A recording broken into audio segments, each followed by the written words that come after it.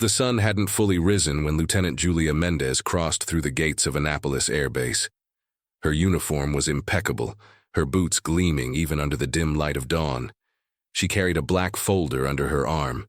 Inside, her transfer document still smelled of fresh ink. 28. Years old, 5 years of service, 2 deployments in humanitarian missions, and a spotless record. Today was her first day at the new command. The guard at the entrance barely looked at her credentials. He waved her through with a distracted gesture, his eyes lingering a moment too long on her. Figure before returning to his phone. Julia felt the familiar weight settle in her chest, the invisible burden every woman in uniform knew well, the constant need to prove she belonged, to demonstrate she wasn't just decoration in fatigues. She made her way to the operations building, a brutalist, concrete structure that loomed against the purple sky. Inside, the corridors smelled of industrial cleaner and old coffee. Her boots echoed on the polished floors as she searched for room 204, Commander Rocha's office. She'd heard things about him, whispers in the break rooms of her previous base. Old school, they said. Doesn't believe women belong in combat roles. But Julia had faced skepticism before. She'd learned to let her work speak louder than any protest. She found the office and knocked. 3 sharp raps. Enter. Commander Ricardo Rocha sat behind a massive mahogany desk, cluttered with reports and photo frames. He was in his mid-50s, with silver hair cropped military short, and a face that looked like it had been carved from granite and disappointment. His uniform displayed 3 decades of service ribbons. He didn't look up when she entered. Lieutenant Mendez. Reporting for duty, sir. Julia stood at perfect attention, her salute crisp. Rocha finally raised his eyes. They swept over her slowly, deliberately, not with appreciation, but with something worse. Dismissal. He returned the salute with barely enough effort to qualify as regulation. Mendez, right. The transfer from Brasilia. He leaned back in his chair, which creaked under his weight.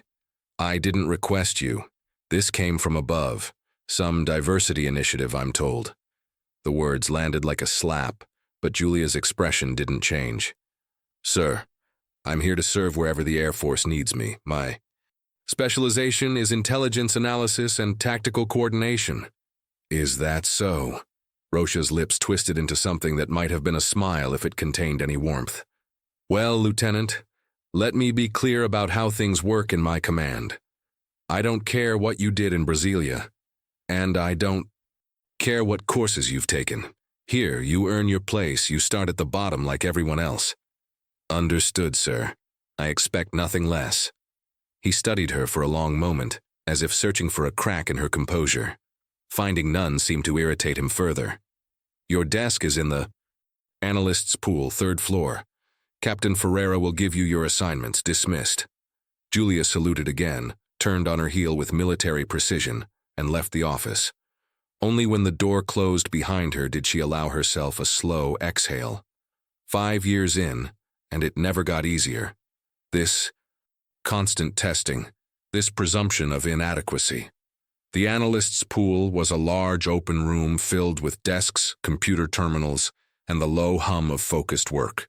About a dozen officers worked there, mostly men, a few women. Captain Ferreira turned out to be a lean man in his 40s with kind eyes, and a genuinely welcoming handshake.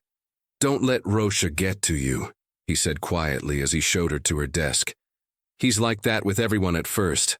Well, especially with... He trailed off, uncomfortable. With women, Julia finished for him. Ferreira grimaced. He's from a different generation. But he's a good commander when it counts. Just prove yourself and he'll come around. Julia had heard that promise before. She'd spent 5 years proving herself over and over in an endless loop of credibility. The morning passed in bureaucratic monotony. System logins, security, clearances, orientation materials. Around 10 a.m., the phone on her desk rang. Lieutenant Mendez, report to the commander's office immediately. She made her way back downstairs, puzzled. When she entered, she found Commander Rocha standing by the window, and seated in one of the leather chairs was an elegant woman in her early 50s dressed in expensive civilian clothes, designer handbag, pearl necklace, the air of someone accustomed to deference. "Lieutenant, this is my wife, Senior Rocha," the commander said without preamble. "She's visiting the base today for a luncheon with the officers." "Wives Club." Julia nodded politely. "Ma'am?" Rocha gestured toward a coffee service set up on a side table, a silver pot, china cups, cream and sugar on an ornate tray. "My wife takes her coffee with 2 sugars and a splash of cream. Serve her." The room seemed to contract. Julia stood very still, processing the order. Around them, the normal sounds of the office faded into a distant hum. She looked at the commander, whose expression was utterly neutral, as if he'd just asked her to file a report. She looked at his wife, who sat with an expectant smile, her manicured hands folded in her lap. "Sir?" Julia's voice was carefully even. "You heard me, Lieutenant. Serve my wife her coffee." Each word was pronounced with deliberate clarity, as if speaking to someone slow to comprehend. The humiliation was designed to be public. Through the open office door, Julia could see other officers passing in the corridor. Some slowed their pace, sensing drama. This wasn't about coffee. This was about putting her in what Rocha considered her proper place. Not as an officer, not as an analyst, but as a servant, as something lesser. Julia felt the old familiar heat rising in her chest. Anger, frustration, the accumulated weight of 1,000 small indignities. But she'd learned discipline. She'd learned to bank that fire and use it as fuel rather than let it consume her. "With respect, sir, I'm an intelligence officer, not a steward." Rocha's expression hardened. "With respect, Lieutenant, you are whatever I order you to be. This is my command. When I give you an order, you execute it. Is that clear?" "Sir, I would respectfully—" "That wasn't a question, Lieutenant Mendez." His voice rose slightly, enough to ensure anyone in the corridor could hear. "I gave you a direct order. Serve my wife her coffee, now." The moment crystallized. Julia understood with perfect clarity what was happening. This was a test, but not the kind she could pass by complying. If she served the coffee, she would be marked forever in this command, not as Lieutenant Mendez, intelligence officer, but as that woman who serves coffee. Every order after this would carry the same unspoken hierarchy. Every meeting, every briefing, every operation would be colored by this moment. But if she refused— Before Julia could respond, a new voice cut through the tension like a blade. "Commander Rocha, what exactly is happening here?" Everyone turned toward the door. Standing in the threshold was Brigadier General Carla Mendonça, the Deputy Commander of Air Operations for the entire Central West region. She was in her late 50s, her uniform bearing the weight of 3 decades of service, and her eyes, sharp, intelligent, and currently blazing with barely controlled fury, swept across the room, taking in every detail. Julia snapped to attention immediately, as did Commander Rocha, though a flicker of something, surprise, concern, crossed his face. "General Mendonça," Rocha said, recovering his composure. "I wasn't aware you were visiting the base today." Clearly, the general stepped fully into the office, and Julia noticed 2 things. First, that several officers had gathered in the corridor behind her, and second, that the general's jaw was set in a way that suggested someone was about to have a very bad day. "I was conducting a surprise inspection of regional commands," General Mendonça continued, her voice cool and precise. "Imagine my interest when I walked past this office and heard a commander ordering a junior officer to serve coffee to his wife." She let the words hang in the air like an indictment. "So I'll ask again, what exactly is happening here?" Rocha straightened, his face reddening slightly. "General, I heard what you were doing, Commander. I'm asking you to explain your reasoning. This officer," she gestured to Julia. "What is her designation?" "Lieutenant Mendez is an intelligence analyst, ma'am, but—" "An intelligence analyst," the general repeated slowly. "And you ordered her to serve coffee? Tell me, Commander, how many male intelligence analysts have you ordered to serve coffee to your wife?" The silence that followed was deafening. Rocha's mouth opened, then closed. His wife, Senora Rocha, had gone pale, her hands gripping her handbag as if it were a life preserver.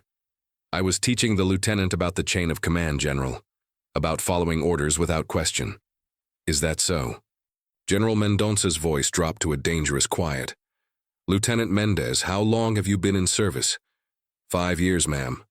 And in those 5 years, have you ever refused a lawful order? No, ma'am. Have you ever received disciplinary action of any kind? No, ma'am. The general turned. Back to Rocha.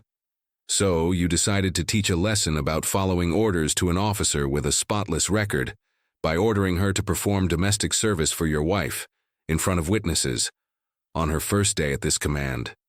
She paused. Commander, are you familiar with Article 117 of the military penal code? Rocha's face had gone from red to ashen. General, it addresses the abuse of authority and the assignment of tasks outside an officer's function for purposes of humiliation. The general's words were surgical. It's a serious offense, career-ending, in fact. Ma'am, I assure you, that wasn't my intention. Your intention doesn't matter, Commander. Your actions do. And your actions suggest that you see female officers not as professionals but as servants. As lesser. General Mendonca took a step closer to Rocha. Let me tell you something about Lieutenant Mendez that you apparently didn't bother to learn before you decided to humiliate her. She pulled a file from under her arm. Julia recognized it as her service record. Lieutenant Mendez graduated top of her class at the Air Force Academy. She has advanced certifications in intelligence analysis, cyber operations, and tactical coordination. During her deployment to Haiti in the earthquake relief mission, she coordinated supply drops that saved an estimated 200 civilians trapped in a collapsed hospital. She received a commendation for exceptional service. The general's voice grew harder. She speaks 4 languages. She has a master's degree in strategic studies, and her analysis work in Brasilia led to the interdiction of 3 major drug trafficking operations. Julia stood perfectly still, stunned. She'd never heard her own record read aloud like this, a catalog of achievements she'd worked. Herself raw to accomplish, always feeling like it was never quite enough. And you, General Mendonca continued, her gaze boring into Rocha, you took one look at her and decided she was qualified to serve coffee. The small crowd of officers in the corridor had grown. Julia could see Captain Ferreira, his expression a mixture of horror and vindication. She could see other faces, some shocked, some embarrassed, a few with barely concealed satisfaction at watching Rocha taken down. Senora Rocha stood abruptly. General, please, this is a misunderstanding. I didn't mean. My husband was just. Her voice cracked. I should go. You should, the general agreed coldly. And Senora Rocha, let me be clear. This base is not your husband's personal estate. These officers are not servants. They are professionals who have sworn an oath to defend this country. You will treat them accordingly.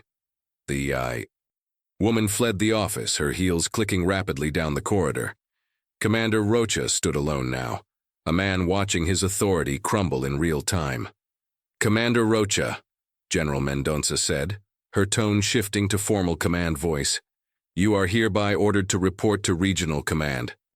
Headquarters at 800 tomorrow morning. You will bring a written account of today's incident. There will be a formal inquiry into your conduct. Until that inquiry is complete, you are removed from operational command. Captain Ferreira will assume temporary command of this base. General, please. That is not a request, Commander. That is an order. Dismissed. Rocha saluted mechanically and walked out of his own office like a ghost, his career likely shattered beyond repair. When he was gone, General Mendonca turned to Julia. Her expression softened slightly, though her eyes still held steel. Lieutenant Mendez, I apologize that you had to experience this. It's inexcusable. Julia found her voice. Thank you, ma'am. I don't know what to say. You don't need to say anything. You did nothing wrong. The general paused. I need to ask you a question, and I want an honest answer. Before I arrived, what were you going to do? Were you going to serve the coffee? Julia met her eyes. No, ma'am. I was going to refuse the order and accept whatever consequences followed. A small, grim smile touched the general's lips. Good. That's what I hoped you'd say. She glanced at the coffee service still sitting on the side table, untouched. Do you know why it's so important that you were willing to refuse? Ma'am, because the moment you accept being treated as lesser, you become lesser in their eyes. Not in reality, never in reality, but in the minds of men like Rocha. Compliance is confirmation of their prejudice. Your willingness to stand your ground, even at cost to yourself, is what breaks that cycle. Julia felt something unlock in her chest. Years of second-guessing, of wondering if she was too sensitive, too difficult, if maybe she should just go along to get along. I've spent 30 years in this uniform, Lieutenant, the general continued, and I still face men who look at me and see a coffee server. But I never served that coffee.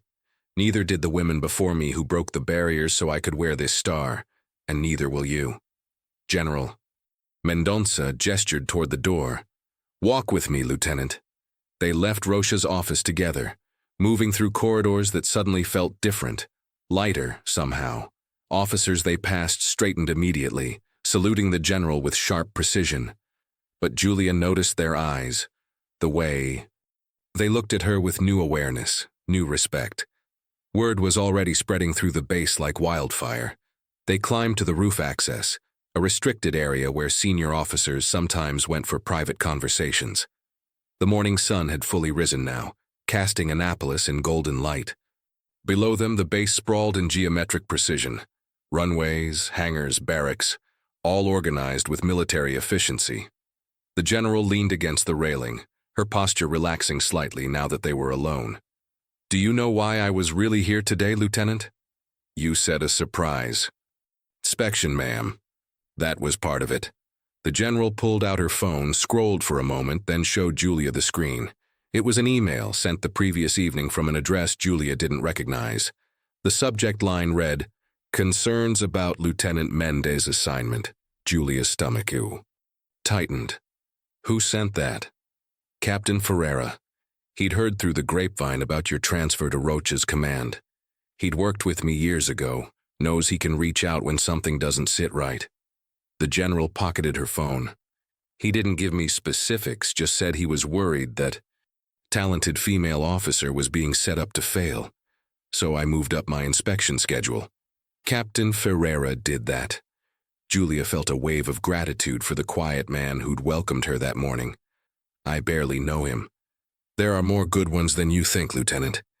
Men who understand that excellence has no gender, that the uniform is what matters. They're not always vocal about it, but they're there.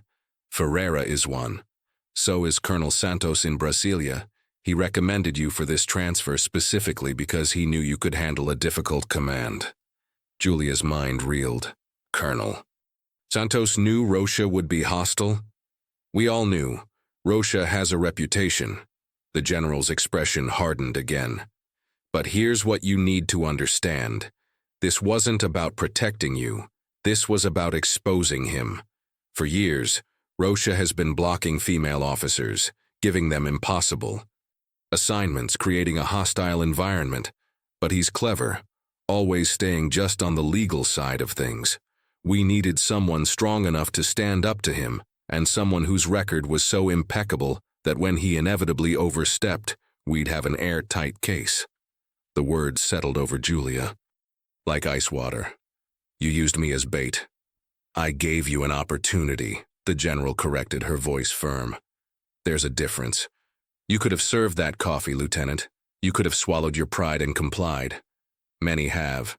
But I read your file. Not just your achievements, but your psychological evaluations, your performance reviews, the notes from your commanders. Every single one said the same thing. Lieutenant Mendez has an unshakable moral compass and will not compromise her principles. That's why Colonel Santos recommended you. That's why I approved the transfer. Julia's hands gripped the railing. Anger, confusion, and reluctant understanding warred within her. What if I had served the coffee? What if I decided it wasn't worth the fight? then Rocha would still be in command, doing this to the next female officer and the one after that. The pattern would continue. General Mendonça turned to face her fully. I won't lie to you and say it's fair that you were put in that position. It's not. You shouldn't have to be a test case. But the reality is, change in institutions like ours doesn't happen through policy memos alone. It happens through moments like the one downstairs, when unacceptable behavior is witnessed, documented, and has consequences. What happens now? Julia asked. Now there will be a formal investigation. Given what I witnessed personally, Rocha will likely face disciplinary action, possibly forced early retirement. His conduct was egregious enough that it will send a clear message throughout the command structure. The general paused. And you, Lieutenant, will continue your assignment here under Captain Ferreira's temporary command. In about 3 months, a new permanent commander will be assigned, someone I'm personally vetting. And if other officers here resent me for what happened to Rocha, if they see me as the woman who destroyed a commander's career, some will. You need to be prepared for that. The general's voice was unsparing in its honesty. There will be whispers. There will be cold shoulders. Some will call you a troublemaker, say you can't take orders, that you're too sensitive. It's the price of standing your ground. Julia closed her eyes, feeling the weight of it. Is it always like this? Does it ever get easier? In some ways, yes. In others, no. The general's voice softened slightly. I'll tell you what my mentor told me when I was a captain facing my own version of this. She said, they will test you in ways they never test men. They will question your competence, your composure, your right to be here. And every time you pass their test, they will invent a new one. So stop trying to pass their tests. Set your own standards, meet them, and force everyone else to rise to your level. That's what you did? Every single day for 30 years. The general smiled, and for the first time, it reached her eyes. And now I wear a star, and men like Rocha have to salute me. There's a certain poetry to that. A door opened behind them. Captain Ferreira emerged, slightly out of breath. General, Lieutenant, I'm sorry to interrupt, but the base is, well, everyone's talking. Some of Rocha's loyalists are upset. There's tension. General Mendonça nodded. Crisply, her command persona snapping back into place. Expected. Captain, call an all-hands meeting in the main auditorium. 1300 hours. Every officer and NCO on base. Non-negotiable attendance. Yes, ma'am. Ferreira hesitated. General, some of them are going to argue that Rocha was within his rights, that it was just coffee, that this is being blown out of proportion. Let them argue. The general's voice was steel. I'll be very interested to hear which officers publicly defend ordering a female intelligence analyst to serve coffee to a commander's wife. It will make my next round of evaluations very efficient. Ferreira allowed himself a small smile. Understood, ma'am. He glanced at Julia. Lieutenant, for what it's worth, what you did down there, not backing down, that took courage. Real courage. When he'd gone, Julia turned back to the general. What happens at this meeting? I make an example, not just of Rocha, but of the entire attitude that allowed this to happen. The general checked her watch. You'll be there, front row. I want every officer in that room to look at you and understand that you are not a victim. You are a professional who stood up for your dignity and your oath. There's a difference. Will I have to speak? Do you want to? Julia considered this. Part of her wanted to hide, to let this blow over, to avoid making waves. But another part, the part that had refused to serve that coffee, wanted to make sure this moment meant something. Yes, she said quietly. I want them to hear from me. Good. The general's expression held approval. Then you'll speak. Brief, professional, powerful. Tell them why you refused. Tell them what standards you hold yourself to. And most importantly, tell them that you expect every officer here to hold themselves to the same standards regardless of gender. The hours until the meeting crawled by. Julia returned to her desk in the analyst's pool, where the atmosphere was charged with tension. Some colleagues approached her with quiet words of support. Others avoided eye contact entirely. Lieutenant Marcus Silva, a young officer she'd been introduced to that morning, leaned over from the adjacent desk. "For what it's worth, Mendez, a lot of us are glad someone finally stood up to Rocha. He's been a nightmare for years." He lowered his voice. "But watch your back. Major Costa and Captain Braga are tight with him. They're already spinning this as an overreaction, saying the general only intervened because of politics." "Politics?" Julia's jaw tightened. "You know, women protecting women, quota systems, lowering standards, the usual garbage." Silva's expression was disgusted. "Don't listen to them. Anyone with eyes can see what really happened." At 12:45 hours, officers began filing into the main auditorium. Julia took her seat in the front row as instructed, acutely aware of the eyes on her back. The room filled quickly, nearly 200 personnel. The largest gathering the base had seen in months. The tension was palpable, conversations hushed and tense. At precisely 1300 hours, General Mendonça entered through a side door, followed by Captain Ferreira and two other senior officers Julia didn't recognize. Everyone snapped to attention. "Seats," the general commanded. The room settled with a rustling of uniforms. General Mendonça stood at the podium, her bearing immaculate, her expression unreadable. She let the silence stretch for a long moment, her gaze sweeping across the assembled officers. When she finally spoke, her voice filled every corner of the auditorium. "Some of you are wondering why you're here, some of you already know, and some of you are hoping that if you stay quiet enough, this will all blow over and things will go back to normal." She paused. "Let me be clear. Things will not be going back to normal. Normal is what is created the situation we're addressing today. And normal is unacceptable." General Mendonça stepped out from behind the podium, a move that made her presence even more commanding.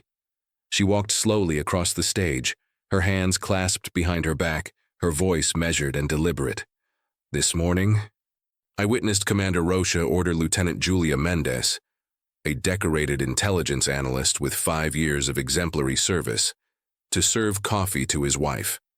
Not as part of any official function, not as a diplomatic courtesy, but as a deliberate act of humiliation designed to remind her that, in his view, her gender matters more than her rank or her capabilities." A murmur rippled through the auditorium. Julia could feel dozens of eyes on the back of her head. "Some of you," the general continued, her voice rising slightly, "will think this is a minor incident, just coffee, no big deal. Some, you will say the lieutenant should have followed the order and moved on.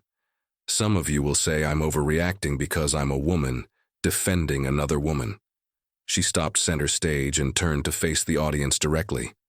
"Let me address each of those positions. First, to those who think this is minor, imagine for a moment that you are a male intelligence officer. You arrive at a new command. Within hours, your commander orders you to serve tea to his wife while other officers watch. How would that feel? Would you consider it just tea? Or would you recognize it for what it is, a public degradation designed to establish that you are not a real officer, but a servant?" The silence in the room was absolute. Even the air conditioning seemed to have paused. Second, to those who think Lieutenant Mendez should have complied, let me read you something. The general pulled a small card from her pocket. "This is from the officer's creed that every one of you swore when you received your commission. I will not compromise my integrity nor my responsibility to the truth." Lieutenant Mendez took that oath seriously. When faced with an order designed to compromise her dignity and reduce her to a stereotype, she chose integrity. That is not insubordination. That is courage. Julia felt her throat tighten. She'd spent the morning second-guessing herself, wondering if she'd overreacted, if she should have just served the damn coffee and avoided all this turmoil. Hearing the general frame her refusal as courage rather than defiance shifted something fundamental inside her. Third, General Mendonça's voice hardened, To those who think I intervened because of gender politics, you're partially right. I did intervene because of gender, because I am tired, exhausted, in fact, of watching talented officers being driven out of service by commanders who cannot see past their own prejudices. I intervened because I swore an oath to maintain good order and discipline, and what I witnessed this morning was neither good nor orderly. She began walking again, her boots striking the stage with rhythmic authority. But let me be absolutely clear. This is not about protecting women. This is about holding all of us to the same standard. If Commander Rocha had ordered a male officer to shine his wife's shoes, or to carry her shopping bags, or to perform any other task, that had nothing to do with military duties and everything to do with personal servitude, I would have intervened just the same. The issue is not gender. The issue is abuse of authority. The general stopped and gestured to Julia. Lieutenant Mendez, stand up.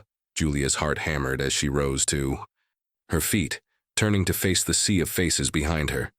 She kept her expression neutral, her posture military straight. Take a good look, General Mendonça commanded the room. This is what a professional officer looks like. Lieutenant Mendez graduated at the top of her academy class. She has served disaster zones, coordinated life-saving operations, and earned multiple commendations. Her intelligence analysis has directly contributed to national security. She speaks 4 languages and holds advanced certifications in cyber operations. The general's voice grew quieter, more dangerous, and Commander Rocha looked at her and saw a coffee server. What does that tell you about his judgment? About his ability to recognize and utilize talent? About his fitness to command? She let the question hang in the air. Lieutenant, tell us, why did you refuse the order?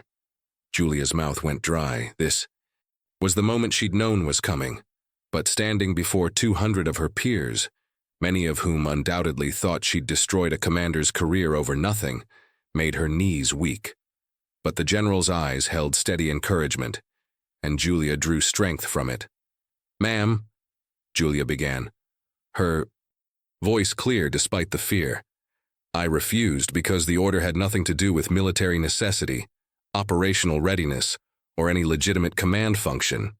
It was designed to humiliate me and establish a hierarchy based not on rank or competence, but on gender. She paused, gathering her thoughts. I didn't refuse because I'm too proud to make coffee. I've made plenty of coffee for fellow officers during long operations, for enlisted personnel during field exercises. Service is part of leadership. But this wasn't service. This was subjugation. There's a difference. A few heads nodded in the audience. Others remained stony-faced. I've spent 5 years proving I belong in this uniform, Julia continued, her voice gaining strength. I've worked twice as hard as many of my peers because I knew I would be judged twice as harshly. I've endured comments about my appearance, questions about my physical capabilities, and assumptions about my competence. I've done all of this because I believe in the mission, and I believe in the uniform. Her voice hardened. But I cannot accept being treated as fundamentally inferior because of my gender, because once I serve that coffee, and acknowledge that my role here is whatever a male commander decides it should be, regardless of my actual rank and training, then I've betrayed every woman who fought to open these doors. I've betrayed myself, and I've betrayed the oath I took to uphold standards of excellence and integrity. The room was utterly silent. Julia could see faces in the audience, some moved, some resentful, some thoughtful. She looked at Major Costa, one of Rocha's loyalists that Lieutenant Silva had warned her about. His expression was cold, his arms crossed. So yes, Julia concluded, I refused, and I would refuse again. Because I am an officer of the Brazilian Air Force, and that means something. It means I don't take orders that violate my dignity or reduce me to a stereotype. It means I hold myself, and I expect others to hold me, to the same standards as any male officer. Nothing more, nothing less. She sat down, her heart pounding so hard she was certain everyone could hear it. General Mendonça allowed a moment of silence before speaking again. "Thank you, Lieutenant. That is what leadership sounds like." She turned back to the audience. "Now I'm going to say something that some of you won't like. There are officers on this base who share Commander Rocha's views, who believe women don't belong in combat roles, in leadership positions, in the military at all beyond administrative functions. I know this because I've been in service for 30 years, and I've encountered you at every rank, in every command." Her gaze swept the room like a searchlight. "Here's what I want you to understand. You are entitled to your personal opinions, but you are not entitled to act on them in a way that creates a hostile environment or undermines good order and discipline. The moment your personal prejudices affect your professional conduct, you have violated your oath and you will face consequences." She stepped back to the podium. "Effective immediately, this base will implement mandatory training on professional conduct, equal opportunity, and the recognition of implicit bias. Every officer will attend. Every NCO will attend. Completion is non-negotiable and will be reflected in your performance evaluations." Groans and muttering erupted. The general's hand slammed down on the podium with a crack that silenced the room instantly. "I did not ask for your opinion on this. I gave you information about a new requirement. You will comply or you will face disciplinary action. Am I understood?" "Yes, ma'am." The response was automatic but ragged. "Furthermore," the general continued, "Captain Ferreira is now acting base commander pending the assignment of a permanent replacement. All decisions, assignments, and evaluations from the past 6 months under Commander Rocha's leadership will be reviewed by an independent board.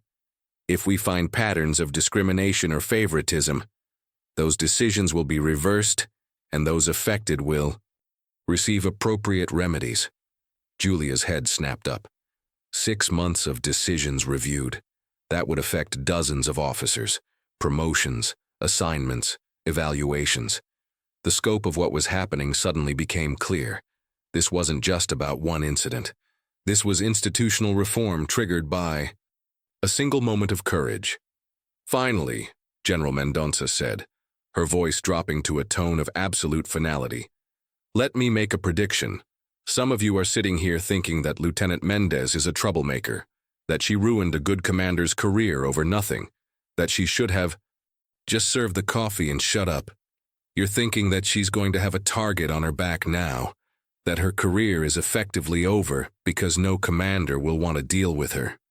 She smiled, a cold, predatory smile. "You're wrong. Lieutenant Mendez's career will be fine, because I, and officers like me throughout this branch, will ensure it. We will watch her assignments, we will review her evaluations, and if we see any indication that she is being retaliated against or passed over for advancement because she had the courage to stand up to abuse, we will come down on the responsible parties like the wrath of God." The general's voice rose to fill the auditorium. The days of quiet discrimination, of subtle retaliation, of creating hostile environments, and then acting surprised when talented officers leave the service. Those days are over, not because of politics, not because of quotas, but because we cannot afford to waste talent, because excellence has no gender, and because every one of you swore an oath to uphold standards of integrity and honor. She straightened. "This meeting is concluded. You are dismissed. Think carefully about what you heard here." Today, the auditorium erupted into controlled chaos as officers rose from their seats. Julia remained sitting, overwhelmed by the magnitude of what had just transpired. Around her, she could hear fragments of conversation, some supportive, others bitterly critical. About time someone stood up to that dinosaur. Complete overreach, ruining a man's career over coffee. She's going to regret this, mark my words. Finally, some accountability. A shadow fell across her. Julia looked up to find Major Costa standing over her, his expression carved from ice. He was a thick-set man in his late 40s, with a reputation as Rocha's most loyal officer. Lieutenant Mendez, he said, his voice low enough that only she could hear over the din. I hope you're proud of yourself. You just destroyed a decorated officer's 30-year career because you were too precious to follow a simple order. Julia stood to face him, keeping her voice equally low. Major, with respect, Commander Rocha destroyed his own career the moment he decided to abuse his authority. Abuse? Costa's lip curled. He asked you to serve coffee. That's not abuse. That's hierarchy. But you wouldn't understand. That, would you? Your generation thinks everything is an insult. Everything is discrimination. No, Major. My generation thinks that rank should matter more than gender. Revolutionary concept, I know. Costa leaned in slightly. You've made enemies today, Lieutenant. Powerful ones. The General. Won't always be around to protect you. And when she's not, he let the threat hang unfinished. Major Costa. Captain Ferreira's voice cut between them like a blade. He'd approached without either of them noticing. Is there a problem here? Costa straightened immediately, his expression smoothing into professional neutrality. No, Captain. Just offering Lieutenant Mendez my congratulations on her principled stand. I'm sure. Ferreira's tone made it clear he'd heard enough of the exchange to know exactly what was happening. Major, the General requested to see you in the commander's office. Immediately. Costa's face went pale. Without another word, he turned and left, his stride just slightly too fast to be casual. Ferreira watched him go, then turned to Julia with concern. Are you all right? Yes, sir. I've dealt with worse. I'm sure you have. He lowered his voice. But, Mendez, he's right about one thing. You've made enemies today. Costa isn't the only one. There are officers here who genuinely believe Rocha was in the right, that this is all political correctness run amok. They're going to make things difficult for you. I know, sir. Good, because knowing means you can prepare. He glanced around to ensure they weren't overheard. I'm implementing a policy effective immediately. Any officer who has concerns about discrimination or hostile work environment can report directly to me, bypassing the normal chain of command if necessary. You're not alone in this. Julia felt a surge of gratitude. Thank you, sir.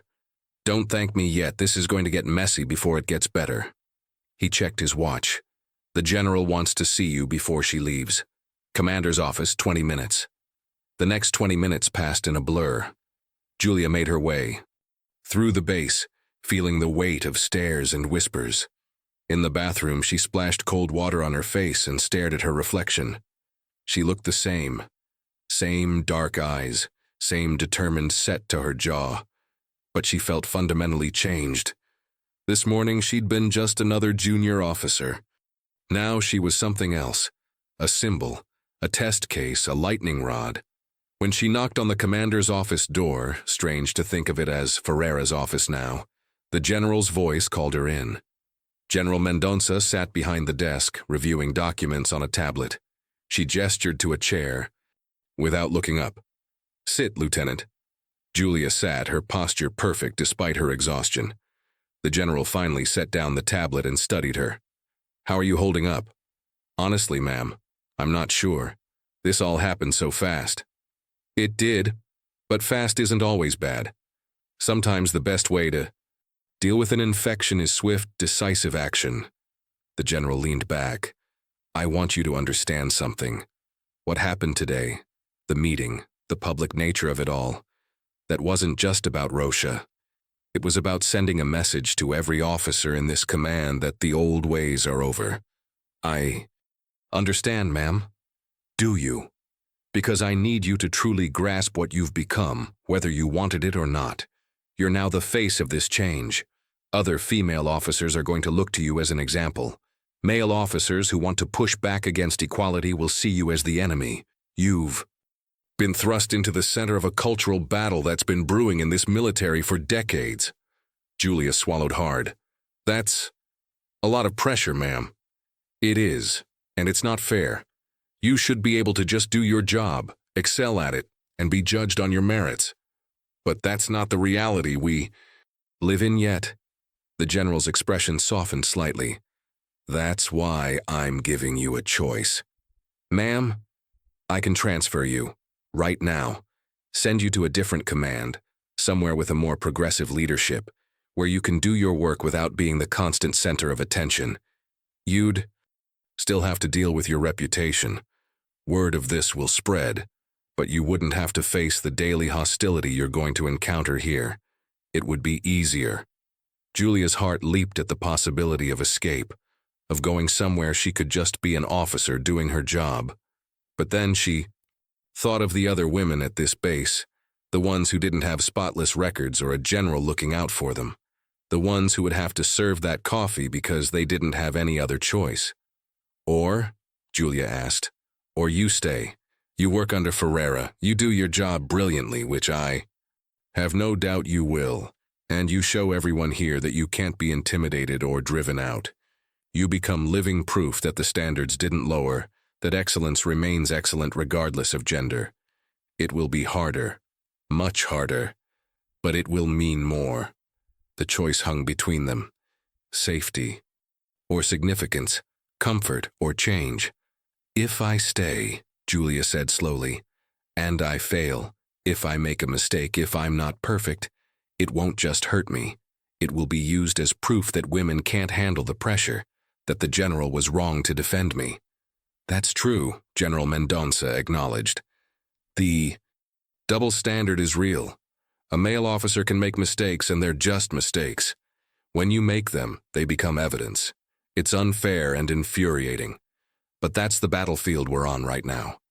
Julia thought of her 5 years of service, the extra hours she'd put in, the additional training, the constant need to prove herself. She thought of the women who would come after her, who might have slightly easier paths if she succeeded here. She thought of her younger self at the academy, full of idealism and determination, believing that merit alone would be enough. I'll stay, she said quietly. I'll stay and I'll do my job, and I'll do it so well that they'll have no choice but to acknowledge it. The general smiled, a real smile this time, warm and proud. I was hoping you'd say that, not because I want you to suffer, but because I believe you're strong enough to handle, and because the Air Force needs officers like you setting the example. She stood and Julia rose with her. The general extended her hand. You have my personal number now. It's in your file. If things get out of hand, if you face retaliation, or if you just need someone to talk to who understands what you're going through, you call me. Day or night. That's not a courtesy, Lieutenant. That's an order. They shook hands, and Julia felt the firm grip of solidarity, one woman who'd fought these battles passing strength to another who was just beginning. One more thing, the general added as she gathered her things. About 6 weeks from now, there's a regional intelligence conference in Brasilia. I'm ensuring you're assigned to attend. It will get you off this base for a few days, give you a chance to network with officers from other commands, and it will show everyone here that your career is not only intact, it's advancing. Thank you, ma'am, for everything. Don't thank me yet, Lieutenant. Survive the next few months first. Then we'll talk about gratitude. After the general left, Julia returned to the analyst's pool. It was late afternoon now, and the office was mostly empty.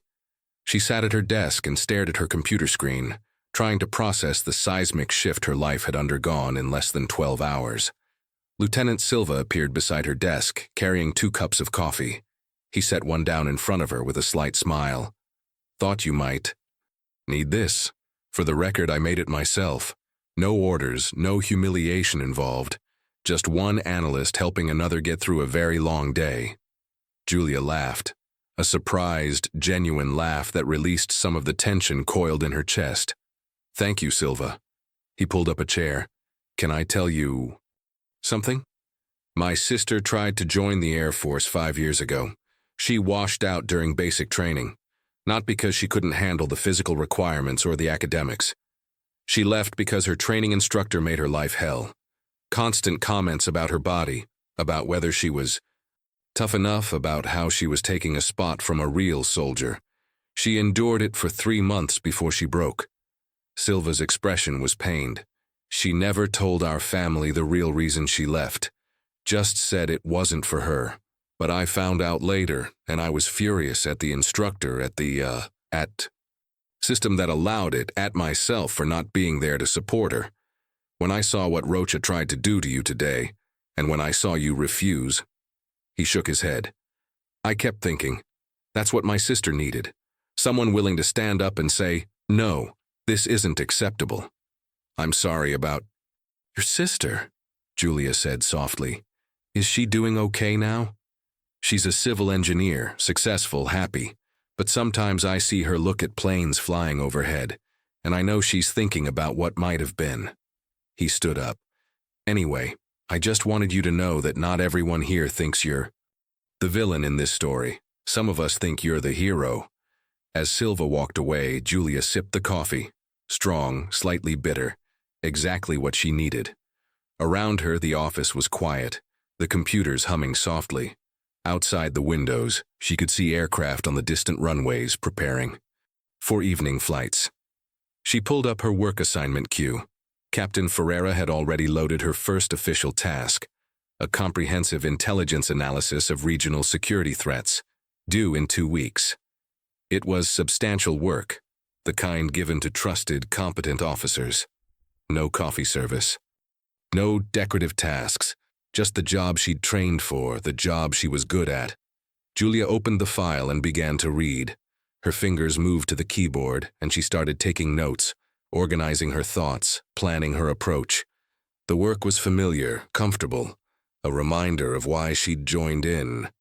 The first place. Hours passed. The office darkened as the sun set. Other officers trickled out, heading home. A few nodded to her as they left. A few ignored her. One, Captain Braga, another Rocha loyalist, made a point of slamming his desk drawer extra hard before leaving, shooting her a look of pure resentment. Julia kept working. Around 2100 hours, Captain Ferreira stopped by her desk. Mendez, go home, that's an order. She looked up, startled to realize how late it had become. Yes, sir, just finishing up this section. The work will be here tomorrow. You've had an impossible day. Get some rest. He hesitated, then added, and, Lieutenant, what you did today, standing your ground, that took real courage. Command isn't just about following orders. Sometimes it's about knowing which orders not to follow. You demonstrated that today. 3 months passed like a storm, turbulent, exhausting, transformative. Julia threw herself into her work with relentless focus. Every analysis she produced was thorough. Every briefing flawless, every deadline met ahead of schedule. She knew she was being watched, judged, measured against an impossible standard. So she exceeded it. The hostility she'd been warned about materialized in subtle ways. Major Costa forgot to include her in critical planning meetings. Captain Braga consistently questioned her conclusions in front of junior officers, forcing her to defend work that would have been accepted without comment from a male colleague. Equipment requests took twice as long to process. Her access to certain databases was mysteriously delayed. But there were allies too. Lieutenant Silva became a trusted friend, often working late alongside her. Captain Ferreira shielded her from the worst of the retaliation, redirecting hostile officers and ensuring her work reached the right people. And slowly, grudgingly, even some of Rocha's former supporters began to acknowledge her competence. The regional conference in Brasilia proved pivotal. Julia presented an intelligence analysis on emerging cyber threats that earned recognition from senior officers across multiple commands. Colonel Santos, the man who'd originally recommended her transfer, pulled her aside afterward. The general told me what happened at Annapolis, he said. I'm sorry you had to go through that. But I'm not sorry I sent you. You've changed that command, Mendez, for the better. When she returned to base, something had shifted. Her work from the conference had been circulated widely, earning praise that even her detractors couldn't dismiss. Junior officers started seeking her guidance. Her opinions in briefings carried more weight. One afternoon, she found herself in the break room with a group of younger officers, 3 men, 2 women. One of the women, a newly commissioned lieutenant named Cardoso, approached her hesitantly. "Ma'am, can I ask you something?" Cardoso's voice was quiet. "How do you handle it? When people assume you're not capable just because—" She gestured vaguely at herself. Julia remembered standing in that same position, full of doubt and determination. She remembered the general's words about setting standards rather than meeting others' expectations. "You handle it by being undeniable," Julia said. "You do the work so well that they can't ignore you, and when someone tries to diminish you, you refuse to accept it, not with anger, but with quiet, absolute certainty in your own worth. You make them question their assumptions, not your capabilities. And if that doesn't work, then you document everything, and you report it. Because we don't fight these battles alone anymore. We have allies now, people who understand that excellence has no gender. Use them, lean on them. That's not weakness, that's strategy." 6 months after the coffee incident, Captain Ferreira called Julia into his office. She entered to find him smiling, a rare sight. "Congratulations, Lieutenant. Your promotion board results just came through. You've been selected for captain ahead of schedule. The board noted your exceptional analytical skills, leadership under pressure, and unwavering commitment to professional standards." He extended his hand. "Well deserved, Captain Mendez." Julia felt tears prick her eyes but forced them back. "Thank you, sir. There's more. The new base commander arrives next week, Colonel Patricia Andrade. She specifically requested you for her strategic planning team. Seems your reputation has spread beyond Annapolis." That evening, Julia sat alone in her quarters, staring at the promotion notification on her tablet. She thought about that morning 6 months ago, standing in Rocha's office, facing a choice between dignity and compliance. She'd chosen dignity, not knowing what it would cost or what it would earn. The cost had been high. Sleepless nights, constant scrutiny, the weight of representing every woman who'd ever worn the uniform. But the reward was this: proof that standing your ground didn't end your career. It elevated it. Her phone buzzed. A message. "General Mendonça. Congratulations, Captain. Told you your career would be fine. Proud of you." Julia smiled and typed back, "Thank you for believing in me, ma'am, and for teaching me that courage isn't the absence of fear. It's refusing to let fear dictate your choices." The general's response came quickly. "You taught yourself that. I just gave you the space to prove it. Now pay it forward. The next woman facing her own coffee moment will need someone who understands. Be that person for her." Julia looked at her new captain's insignia, still in its presentation box on her desk. Tomorrow she'd pin them on and continue the work. She'd mentor junior officers, both male and female. She'd produce intelligence analysis that protected her country. And she'd remember that leadership wasn't about power over others. It was about lifting others up while refusing to be pushed down. The coffee she'd refused to serve had never been about coffee at all. It had been about identity, dignity, and the fundamental question of whether rank and competence mattered more than gender and assumptions. She'd answered that question clearly, at personal cost, with lasting impact. Outside her window, aircraft. Lights traced paths across the night sky, each one carrying officers and crew who'd sworn the same oath she had: to protect, to serve, to uphold standards of excellence. Julia stood, squared her shoulders, and began preparing for tomorrow. There was work to do, standards to maintain, and a new generation of officers to inspire. The battle wasn't over. It probably never would be. But tonight, for the first time in 6 months, Julia Mendez slept peacefully, knowing she'd fought with honor and won with integrity. Captain Julia Mendez's story reminds us that true leadership means standing firm in your principles, even when, especially when, it costs you something. Excellence knows no gender. Courage takes many forms, and sometimes the most important order to refuse is the one designed to diminish your humanity.